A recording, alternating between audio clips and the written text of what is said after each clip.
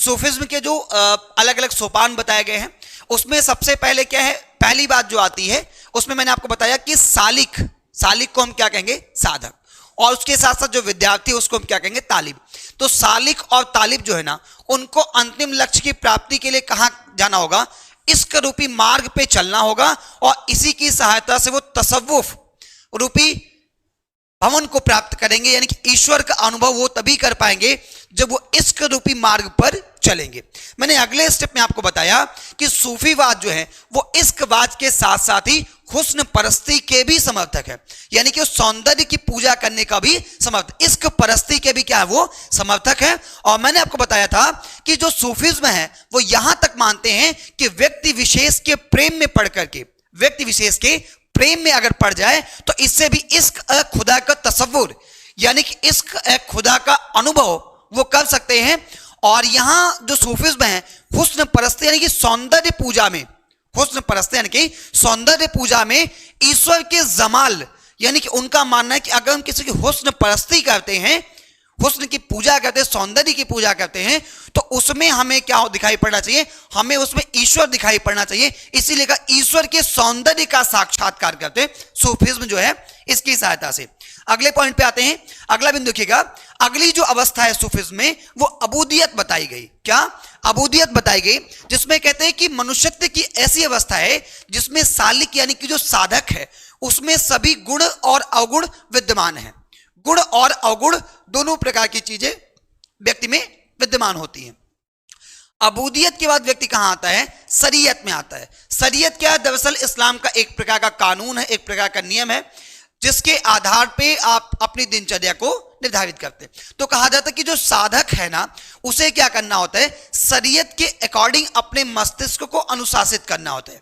जो शरीयत का नियम है, शरीयत का जो कानून है उसके अकॉर्डिंग उसे अपने आप को क्या करना होता है, अनुशासित करना होता है। फिर देखिए अगली जो अवस्था है उसको तरीकत कहा गया। अब तरीकत के अंतर्गत जो साधक यानी कि विद्यार्थी है वो क्या करता है, अपने पीर, पीर का मतलब गुरु, अपने गुरु से निर्देशन प्राप्त करता है।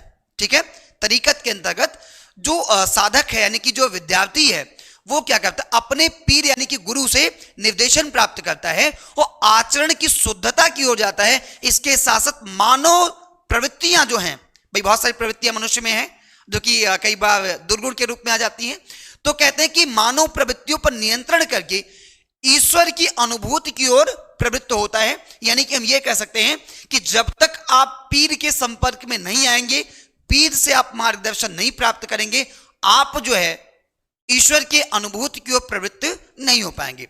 अगला जो सोपान है जो यहां पर बताया गया उसे हम कहते हैं हकीकत कहते हैं। बताया गया कि हकीकत की अवस्था में व्यक्ति क्या करता है, यानी कि जो साधक आपका विद्यार्थी होता है वो अतिरिक्त शुद्धता को प्राप्त करता है और इसके साथ साथ ईश्वर में मिलने रूपी सात्विक ज्ञान को भी क्या कर लेता है, प्राप्त कर लेता है। यानी कि हम ये कह सकते हैं कि हकीकत में व्यक्ति जो है, यानी कि इस अवस्था में व्यक्ति जो है वो सात्विक ज्ञान को प्राप्त करता है और उसे ऐसा फील होता है, ऐसा महसूस होता है कि उसने ईश्वर की प्राप्ति भी यहां पर कर ली है। अगली जो अवस्था है उसको फना की अवस्था कहा गया और फना की अवस्था में सूफी मानते हैं कि स्वतः के विनाश की अवस्था है। क्या है, स्वतः के विनाश की अवस्था है, यानी कि जो मानव प्रवृत्तियां हैं, मनुष्य में जो सांसारिक प्रवृत्तियां हैं उसको व्यक्ति क्या कर देता है, विनाश कर देता है, उनका व्यक्ति उनको नष्ट कर देता है। ठीक है, फिर देखिएगा इस अवस्था को फना की अल्लाह, इस अवस्था को फना की अल्लाह यानी कि ईश्वर में विलीनीकरण की अवस्था भी कहते हैं कि हम अपने आप को क्या करते हैं, हम अपने आप को ईश्वर में विलीन कर देते हैं। ठीक है, फना की अवस्था जो है, फना की अवस्था यहीं से बिल्कुल बक की अंतिम अवस्था में प्रवेश हो जाता है। जब तक व्यक्ति फना नहीं करेगा, यानी कि अपनी मानवीय प्रवृत्तियों को, सांसारिक प्रवृत्तियों को स्वयं से अपने अंदर से नष्ट नहीं करेगा, तब तक वह फना की अवस्था को आगे बढ़ करके, फना की अवस्था से आगे बढ़ करके बक की अवस्था में प्रवेश